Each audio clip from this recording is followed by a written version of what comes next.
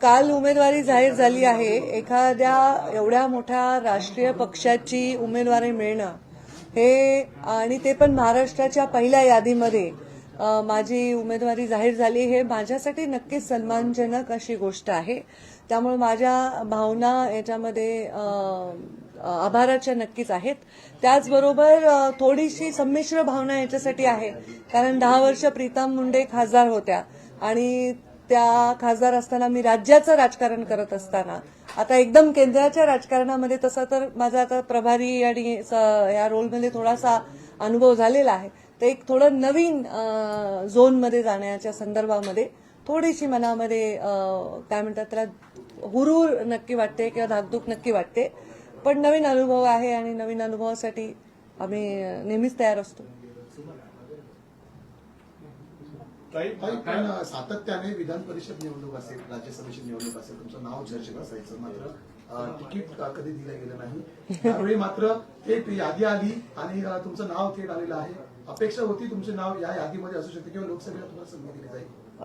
अपेक्षा होती कारण बरेच दिवस झाले अशा चर्चा होत्या. अपेक्षा मला नव्हती पण असं नाव येण्याच्या संदर्भामध्ये खूप मोठा धक्का लागला असं नाही कारण अशा चर्चा बरेच दिवस झाले चालल्या होत्याच. त्यामुळे मला असा फार मोठा धक्का लागला असं म्हणता येणार नाही. पण साहजिक आहे जोपर्यंत निवडणुकीच्या रिंगणामध्ये पक्षाच्या सहीनी उमेदवारी जाहीर होत नाही तोपर्यंत ती उमेदवारी अधिकृत नसते. त्यामुळे मला बघेपर्यंत मला काही त्याच्याबद्दल खूप फार आत्मविश्वास असा नव्हता. ताई, मात्र ज्या वेळेस 5 वर्ष खरं तर तुम्ही ज्यावेळेस निवडणूक हरल्यानंतर अनेक वेळेस टीका देखील करण्यात आली होती. त्यानंतर आता प्रीतमताईंचं तिकीट कट करून तुम्हाला खरं तर उमेदवारी दिलेली. त्यामुळे प्रीतमताईंना पुन्हा कुठल्या संधीसाठी काही बोलणं झालंय काही असं? प्रीतमताई खरं तर मुंडे साहेबांच्या झाल्यानंतर त्यांचं एवढं छान डॉक्टरचं करिअर सोडून राजकारणात आल्या आणि 10 वर्ष संपूर्णपणे त्यांनी स्वतःला राजकारणामध्ये वाहून घेतलं. आमच्या दोघींचं कॉम्बिनेशन खूप छान होतं. मी राज्य सांभाळायचे, त्या जिल्हा सांभाळायच्या. ज्या गोष्टी मी नव्हते करत त्या करू शकत होते वेळेअभावी त्या ते करायच्या आणि मग मी धोरणात्मक निर्णय मी करायचे आणि व्यक्तिगत गोष्टींना त्या स्पर्श करायच्या. तर त्यामुळे आमच्या दोघींमध्ये ते कॉम्बिनेशन खूप चांगलं होतं आणि ते भविष्यातही राहणारच आहे.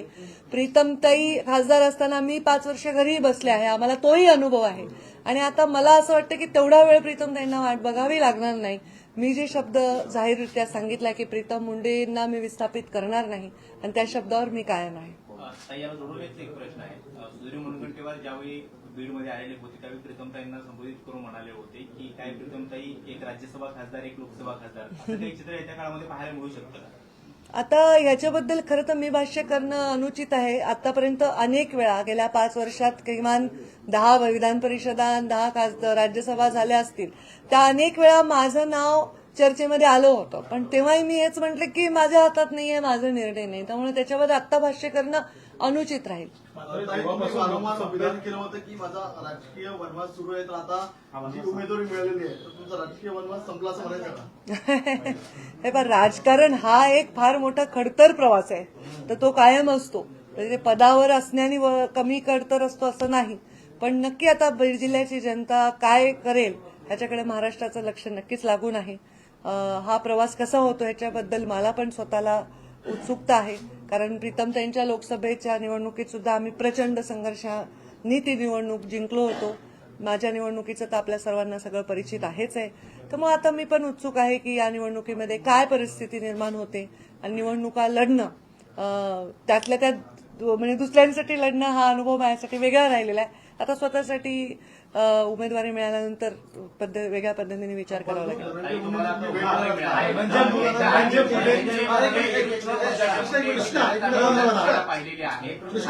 तुम्ही धनंजय मुंडेंनी याआधी तुमची भेट घेतलेली होती ते महायुतीमध्ये आल्यानंतर पण तुम्हाला भेटलेले होते. आता तुम्हाला उमेदवारी जाहीर झालेली आहे पुन्हा बंधूंची भेट तुम्ही घेणार आहात? हे पहा धनंजय माझे बंधू धनंजय जिल्ह्याचे पालकमंत्री आणि त्यांचा पक्ष आणि भारतीय जनता पार्टीचा आमचा पक्ष यांची युती आहे राज्यामध्ये आणि त्याच्यामुळे नॅचरली जिल्ह्यात आम्ही एकत्र आहोत. आमच्या युतीनंतर माझ्या मतदारसंघावर जे प्रश्नचिन्ह निर्माण झालं त्याच्यानंतर आता परत मला लोकसभा मिळाली तर मला असं वाटतं की त्यांच्या येण्याने जेवढ्या मतांनी प्रीतमताई निवडून आल्या होत्या त्यापेक्षा अधिक मतांनी निवडून येण्यासाठी त्यांचं नक्कीच योगदान मिळेल. धनंजय मुंडेंचा काही फोन काही संवाद काय बोलला झाला? भरपूर संवाद, आमचे संवाद आता खूप झाले जास्त. उमेदवारी मिळाल्यानंतर काही फोन आला का? किंवा तुमच्या उमेदवारीचे आम्ही रोज प्रयत्न केले होते का? आम्ही रोज बोलतो. ते पहा, ते भाजपच्या श्रेष्ठींची उमेदवारी आहे त्यामुळे असं काही प्रश्नच चुकीचा आहे तुमचा. काही मात्र ज्या पण मन की बात काही झाली का? ते मन की बात तुम्हाला कशी सांगू? काही मात्र ज्या पद्धतीने तुम्ही मध्यंतरी काळामध्ये जो ब्रेक घेतला होता आणि त्या ब्रेक नंतर तुम्ही सांगितलं की मला फ्रेश व्हायचं आहे त्यासाठी हा मी ब्रेक घेते आणि त्यानंतर पुन्हा राजकीय सक्रिय होईल. मात्र हेच ती चिन्ह होती का? कारण की अनेक वेळेस नावं येत होती मात्र आता देखील पहिल्यापासून तुमचं नाव चर्चेत होतं मात्र आता पण भीती होती का नाव येतंय की नाही करून? नाही, भीती नव्हती. दोघींपैकी एक नाव येणं अपेक्षितच होतं. ताई, राज्यसभा निवडणूक असेल, विधान परिषद निवडणूक असेल, तुमच्या नावाची माध्यमांमध्ये चर्चा होते आणि त्यानंतर उमेदवारी नाही मिळाल्यावर तुम्हाला धक्का असं देखील म्हटलं जात होतं. मात्र अचानक तुम्हाला गेल्या अनेक वर्षांपासून तुम्ही राष्ट्रीय राजकारणात होता. देवेंद्रजींनी देखील म्हटलं होतं की पंकजाताई आमच्या राष्ट्रीय नेते आहेत, त्यांचे राष्ट्रीय नेते योग्य तो मान सन्मान देतील. तुम्हाला या उमेदवारीमुळे तुम्हाला वाटते का पक्षाने तुमचा योग्य तो मान सन्मान राखला गेला? मला असं वाटतं पक्षाने माझ्यावर जबाबदारी दिली आहे आणि जबाबदारीला सन्मान समजण्याच्या संस्कारात मी वाढलेली आहे. तर या जबाबदारीचा मी सन्मान म्हणून स्वीकार करतो. एक राज्याच्या जाणकारांच्या बाबतीत प्रश्न राजकारणातला होता. तुमचा एक वेगळा आणि मोठा अनुभव राहिलेला आहे राज्याच्या राजकारणातला. आता तुम्हाला केंद्रात जावं लागणार आहे तर लोकसभा निवडणुकीनंतर जो काही निकाल असतो त्यानंतर नाही, थँक्यू. पण राज्याचं राजकारण सोडून केंद्रात जाण्याची आताची भावना कशी आहे? म्हणजे काय वाटतं या सगळ्या? आता खूप प्रीमॅच्युअर आहे. काय वाटतं म्हणजे उरवर वाटते. नवीन नोकरीच्या इंटरव्ह्यूला जाताना जसं वाटतं, लग्नाच्या बोल्यावर चढताना जसं वाटतं, अगदी तसंच वाटतं. याआधी तुमची माधव जानकरांनी भेट घेतलेली होती आणि आम्ही एका नाही, आमची खूप महिन्यात भेट झाली नाही. त्यांनी तुमच्याबद्दल उल्लेख केलेला होता सातत्याने जानकरांनी. मात्र त्यांनी वेगळी वाट धरलेली आहे. महाविकास आघाडीमध्ये ते ठाण्यामधून लढण्याची शक्यता वर्तवली नाही, आता जोपर्यंत तिथे ते असावे. जोपर्यंत कुठली गोष्ट अधिकृत होत नाही त्याच्यावर भाष्य करणं आयोजित त्यांनी उघडपणे महायुतीमध्ये टीकाही केलेली होती. महाविकास आघाडीकडूनही त्यांना आता उघड ऑफर देण्यात येत आहे या जागांसाठी. त्यांनी महायुतीसोबत राहावं की महाविकास आघाडीसोबत जावं, तुमची नेमकी काय प्रतिक्रिया आहे? ते मी त्यांना प्रत्यक्ष भेटीत सल्ला देईन. असं म्हणाल की जिल्ह्यामध्ये आणि राज्यामध्ये तुमची धनंजय मुंडेंच्या पक्षासोबत युती आहे आणि ते येण्याला तुमच्या मताधिक्यात नक्की वाढ होईल. मग अशी अपेक्षा आहे कारण जास्त ताकद वाढेल ना. कारण आम्ही जिल्ह्याची जेव्हा निवडणूक लढलो तेव्हाची परिस्थिती वेगळी आहे. विधानसभेत एकमेकांसमोर तेव्हा तिथली परिस्थिती वेगळी आहे. नक्कीच धनंजय मुंडेंच्या येण्यानंतर परळी विधानसभेमध्ये आम्हाला जास्तीचा त्रास होणार नाही. युतीचे उमेदवार म्हणून तुमचं काम करतील विधानसभेत, तुम्ही त्यांना तसं सहकार्य करा परळी विधानसभेसाठी? जसं आता ते माझं करतील तसंच मी त्यांचं करेन.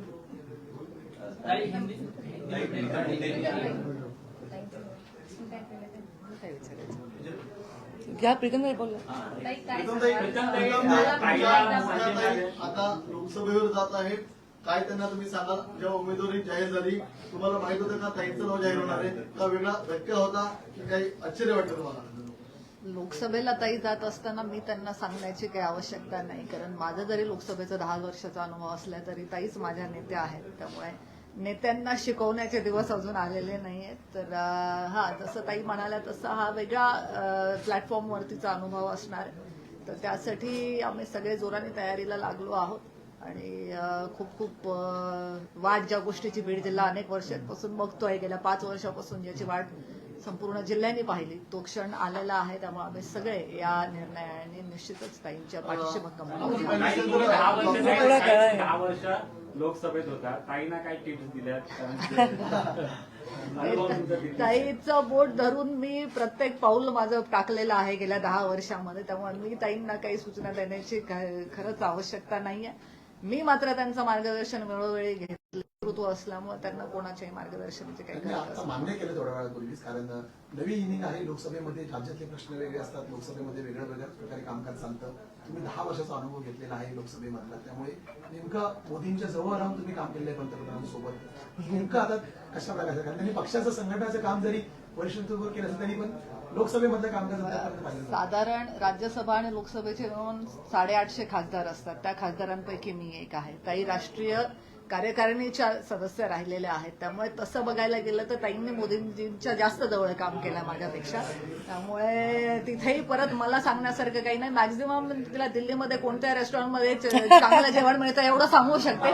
बाकी क्रिकेटच्या भाषेमध्ये म्हणायचं म्हटलं तर ताई सॉरी. तुमचा काय प्लॅन आहे? आता तुम्ही इतर निवडणूक लढवणार नाही, तुमचा पुढचा काय प्लॅन आहे? एकच मुलगी आहे, तिला विचारतो.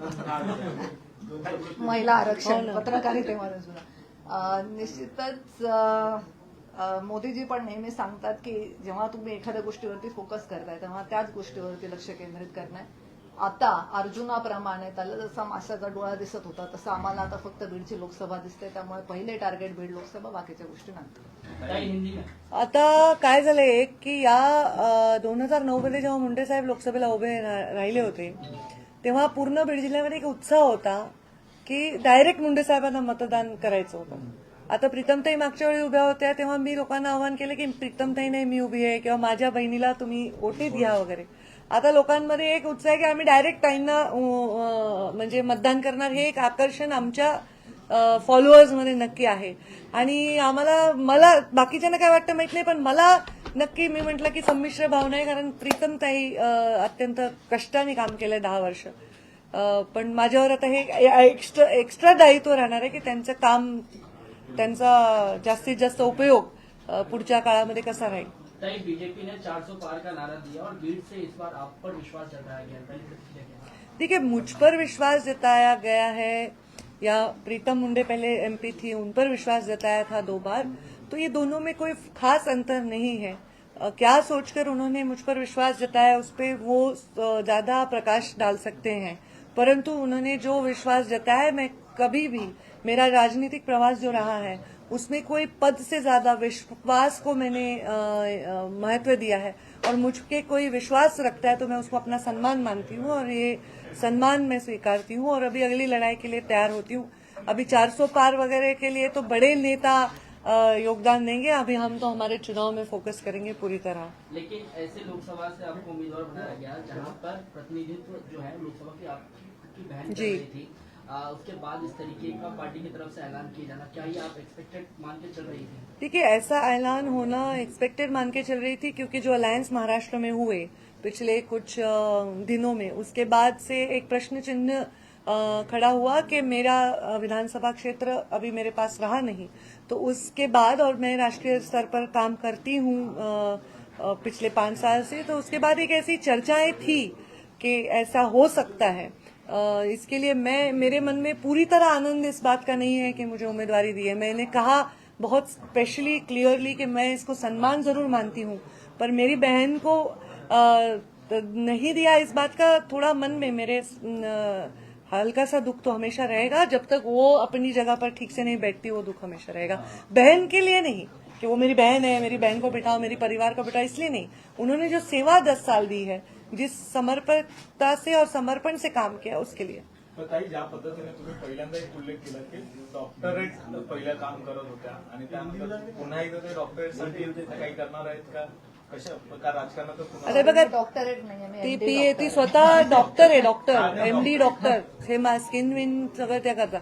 पण त्या स्वतः काय करणार आहेत हे मी त्यांच्यासाठी सांगणं योग्य नाही. राजकीय क्षेत्रात त्यांच्यासाठी काय करता येईल ह्याच्यावर माझं नक्की लक्ष असेल, कारण जो व्याप आमचा आहे तो मॅनेज करायला मला त्यांचा हात लागणारच आहे. ताई, तुमची उमेदवारी जाहीर झाल्याच्या नंतर बरेच लोकांचे अभिनंदन सागरवरून फडणवीसांचा फोन काही आलेला हो. काही काय हो, त्यांचं माझं रात्री बोलणं झालं. त्यांनी मला अभिनंदनासाठी फोन केला होता रात्री. आमची दोघांची या विषयावर चर्चा देखील अल्पशी झाली. प्रत्यक्ष भेटीत बाकीची चर्चा करू.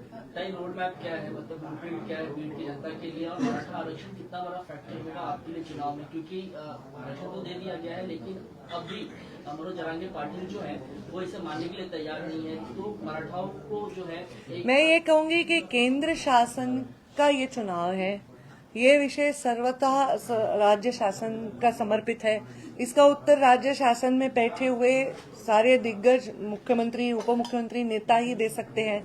हमने हमारा समर्थन जहां तक जाहिर करना था किया है, जहां हमें अप्रिशिएशन एक्सपेक्ट करने थे वहां वो किए हैं. तो मैं खुद एक नेता के तौर पर समझती हूं कि दोनों समुदाय को हमेशा एक दूसरे से ना लड़कर इसमें से सुलझकर एक विषय को बाहर लाना एक नेता का दायित्व है। दोनों समुदाय अगर एक दूसरे से लड़ रहे हैं तो ये बहुत कुछ अच्छी बात नहीं है। मैं प्रार्थना करती हूँ इसी माध्यम से कि ये विषय भविष्य के लिए हमेशा के लिए सुलझ जाए। घोषित किए जाने के बाद क्या धनंजय मुंडे से बातचीत हुई है? जी हम रोज बात करते हैं आजकल। ताई, एक प्रश्न आहे. बीडच्या राजकारणात मराठा वोटर्स आणि ओबीसी वोटर्सचं तेवढंच महत्व राहिलेलं आहे आणि सध्याचं राजकारणात म्हणजे राज्याच्या राजकारणामध्ये मराठा आंदोलन असेल किंवा ओबीसी आरक्षणाचा जो काही मुद्दा आहे, दोन्ही महत्वाचे मुद्दे भेटलेले आहेत. अशावेळी दोन्ही समाजाला सोबत घेऊन लोकसभेला सामोरं जाण्याचं कितपत मोठं आव्हान आहे आणि तुम्ही कशा पद्धतीने हे सोडवणार? मी लोकसभेच्या निवडणुकीत नव्हे तर माझ्या राजकीय जीवनामध्ये सर्व समाजांना सोबत घेऊन काम केलेलं आहे. माझ्या पालकमंत्री पदाच्या काळामध्ये ज्या बूथवर मला 20 मतं पडली त्यांना पण मी तेवढाच निधी दिलाय ज्या बूथवर मला 20 मतं कमी पडली आहेत. त्यामुळे मी जेव्हा एका संविधानिक पदावर जातो तेव्हा आपण कुठल्या एका पक्षाचे नाही, कुठल्या एका जातीचे नाही, कुठल्या एका विचाराचे नसतो. आपण त्या जिल्ह्याचे, त्या राज्याचे किंवा त्या देशाचे असतो. त्यामुळे अशा प्रकारचा बायस विकास करावा असा मुंडे साहेबांनी माझ्यावर कधी संस्कार केलेले नाहीत. मी माझ्या बीड जिल्ह्यामध्ये सर्व समाजांना एकत्र घेऊन चाललेली आहे.